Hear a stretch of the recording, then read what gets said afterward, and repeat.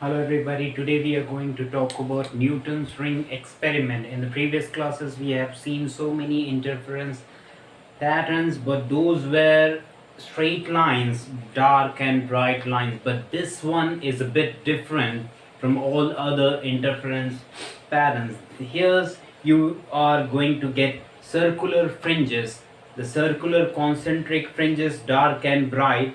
We call them as concentric fringes. Why? Because all the rings will have the same center. So the first person who came up with this experiment was Sir Isaac Newton. That's why we are calling it as Newton's ring. So let's get started. So let's explore the light more. So we want to know how light behaves in different situations. So today we will see how to get Newton's ring. So here's I have a plano convex lens. A plano convex lens means it will be flat from the one side and it will be a bit curvy from the other side. So I can show you that. So the curvy surface I'm putting on the glass slab. So if it is having some curvature, it will rotate like this. As you can see, it is rotating. It means this is having some curvature, but at the same time if I flip it and try to rotate this thing, it won't rotate. See, I'm trying to rotate, but it is just moving here and there. So to get the Newton's ring, we need to have a lens like this, a plano convex lens, a glass plate. So we will put a plano convex lens on the glass plate. So the curvy surface of this lens should be touching the glass plate like this. So because of this, what we have got in between the lens and the glass plate is a thin layer, is a thin air film formed in between this glass and the lens. That film is having a zero thickness at the point of contact, but as you move from the center the thickness will increase. It's like a bowl kind of thing. If you move in any direction from the center, the thickness will increase gradually. To have the interference fringes, the circular fringes, we need to have the monochromatic light source. So with the help of monochromatic light source, we will get Newton's ring. So here's I have a source of light sending light in all directions. So I need to have I want to fold the lights exactly normal to the flat surface of the lens. So for that purpose, so the lights which is coming from the source is not having parallel beams. To make the light parallel beams, I am placing a convex lens, a double convex lens here.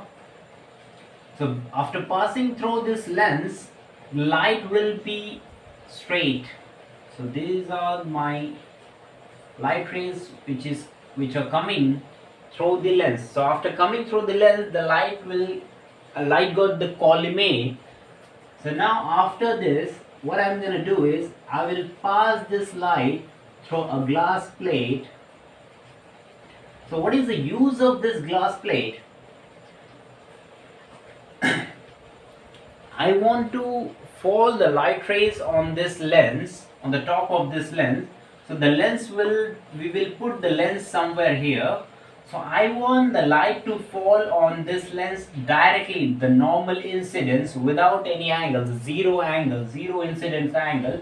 So for that purpose, if I put a glass plate, something like this, having angle 45 degrees with the horizontal, then what this glass plate will do is the glass plate will reflect the light like this. So actually the glass plate is bending the light by 90 degrees. So now the lens, the top surface of the lens can have the normal incidence on it. So the important thing is the light. So once you have the light on the lens, so here's the lens, and below this we have a glass plate, a glass slab. Or now you see we have created, we got a wedge shaped film kind of thing here. There's some small angle between them. It is something like this. The previous experiment, the wedge shaped film. So similar thing got formed in between the lens and the glass, but the thing is the film is in all direction around the point of contact. The film got formed. Now this light will come and undergo the reflection, transmission, reflection. So the part of this light ray will get reflection from the top surface of the thin film, and the part of this ray will undergo the reflection from the bottom surface of the thin film, and after the reflection they will meet and will produce the interference pattern. So the lights will get reflect along these lines only, the same path. They will come like this, and after getting after undergoing reflection from the different boundaries of the thin film, they will travel in the upward direction. So if you want to have a look at the fringe pattern, you have to put your microscope somewhere here. So now you'll get the idea why I have taken this glass plate and what is the need of this lens. So the lights will travel like this. You can see from this lens you are going to have a clear view of circular fringes. Now the mechanism, what is actually happening inside here, and that is giving you circular fringes. Here if you see through this lens, through this microscope, you are going to get interference something like this. The fringes will be something like this. You will get dark and bright fringes.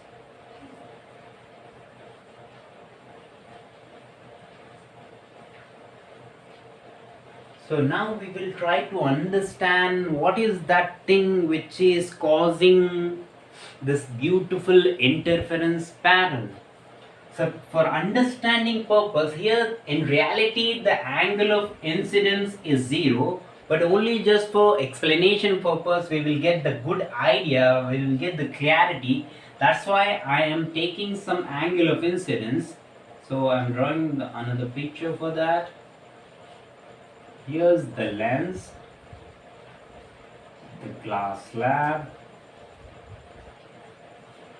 When monochromatic light source comes like this, actually we know this is the glass and this is the monochromatic light. We know that the 4% of the light will get reflect. Yes, the part of this light will get reflect, the 4% of it, but the remaining 96% of it will get transmit. And now due to the boundary between glass to air, this is the glass, okay, and here's I have air. So due to this boundary, the glass to air, the light will suffer reflection. Let this be my ray 1.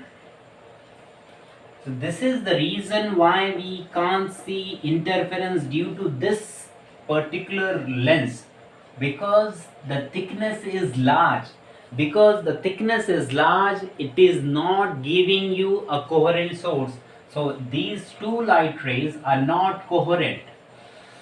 But again the part of this light will get transmit, and this transmitted light will suffer reflection due to the denser medium. This is the denser medium, the glass. So air to glass reflection will happen again. the light will travel, and again those phenomena, reflection and transmission, but I'll be just focusing on the transmission part. So this light will travel something like this, and here's this is my ray 2. Now with the help of a single light source, what we have got two light rays. These two light rays are having same frequency, same amplitude, so it means they are coherent. So these two light rays are coherent and they are near to each other, so these two light rays will undergo interference. Whether they will undergo constructive interference or destructive interference, it depends on the path difference between these two light rays. So the ray 1 has traveled a bit shorter distance as compared to the ray 2. We will find out what is the path difference between them. If that path difference is the integer multiple of the wavelength, then you are going to get a constructive interference. Depending on the path difference, you are going to get bright or dark fringe. Now what is the reason behind getting a circular fringes? The reason for that is, if a light ray is hitting at this particular radius of the lens, then if any light which hits the same particular radius, all the rays will undergo same phenomena, because all the points are at the same height. This point, this point, this point, because the radius, if I take a particular radius, if I talk about some particular radius, this particular point will be exactly with the same distance. I'll show you something like this. So if all the light rays are hitting this black circle, then they will travel the equal distance to the glass plate. If they all are traveling equal distance, then the path difference between all the light rays which got hit at this particular circle will have the same path difference. If the same path difference is that, it means that path difference, if that path difference is giving the constructive, then this ring will give you a bright spot. Let that be this. As the distance changes, the next one is not going to be again constructive. That the other one will be destructive, because the path difference is changing. Now you are talking about a bigger circle. Now the light rays which are hitting at this circle are having different thickness. Different thickness means the thin film is having different thickness at this particular radius. Different thickness means the path difference will change. Because the path difference got changed, now if this at this point you got bright now, so here you are sure to be getting a dark fringe. So that's how it will go, and it will give you dark and bright fringes. And due to the reflection from the denser medium, here's the reflection due to the denser medium is happening, the path difference lambda by 2 will come. So here I won't be deriving the path difference, because it is similar to the wedge shaped film path difference between the light rays. So I will be taking direct result from that. So the path difference which we got in the wedge shaped film, the optical path difference, that is the true path difference, was 2 mu t cos r plus theta minus lambda by 2. This lambda by 2 is coming because of reflection due to the denser medium, and this was the angle of refraction, and this was the angle made by these two glass slabs. But here the curvature of this lens is small, and this angle formed by lens and the glass plate is so much less. We can approximate it to be 0. That's why this angle is 0. The theta is 0 in here in this scenario. And the other thing is that here I have taken some angle of incidence, but the reality is this: the angle of incidence is equals to 0 in real. So because the angle of incidence is equals to 0, we know from the law of reflection r will also be 0. If these all things are 0, it means cos r plus theta will give you 1. So the path difference will be 2 mu t minus lambda by 2. So this is the path difference between these two light rays, R1 and R2.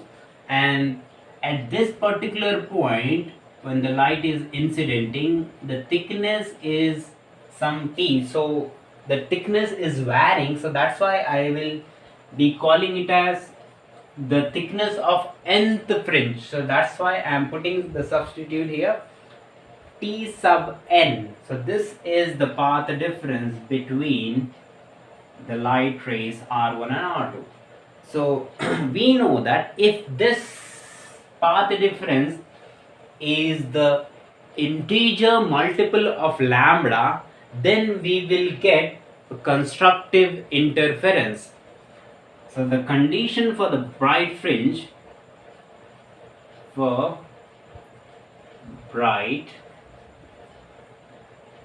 is the condition bright fringe? The path difference will be, path difference has to be n lambda. It means if this ray is coming, if R1 is coming with its top, then R2 will also come with its top. They will meet, they will be in phase at the point of contact. When they will meet, they will have the same phase between them. The equation 1 and this be equation 2. From 1 and 2 we can equate.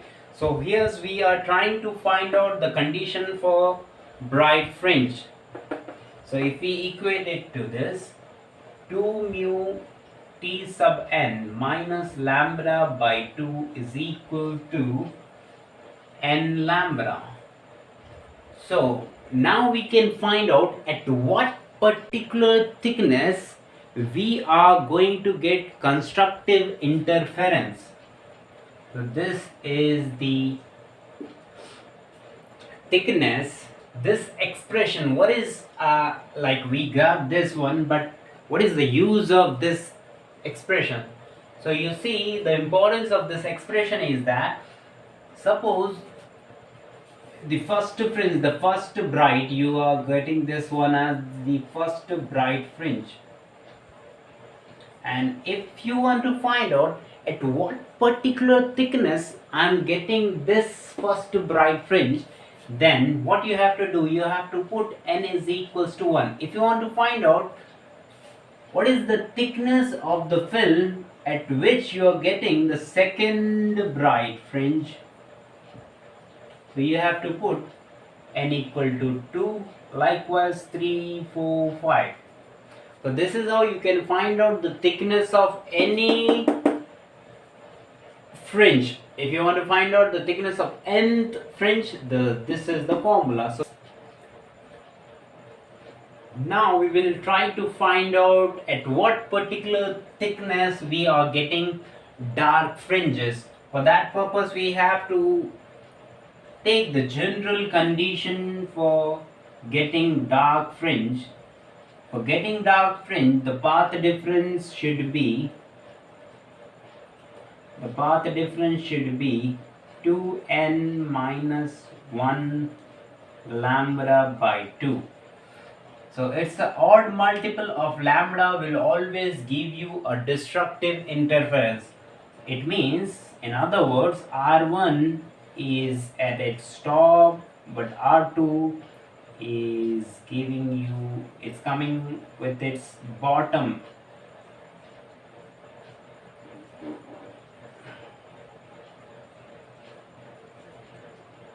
At the point of meeting, they are out of phase. Out of phase means this path difference. That's why you will get destructive interference between these two light rays because of that particular path difference. Okay, now if we equate it to this path difference, 2 mu t sub n minus lambda by 2 is equals to 2n minus 1 lambda by 2.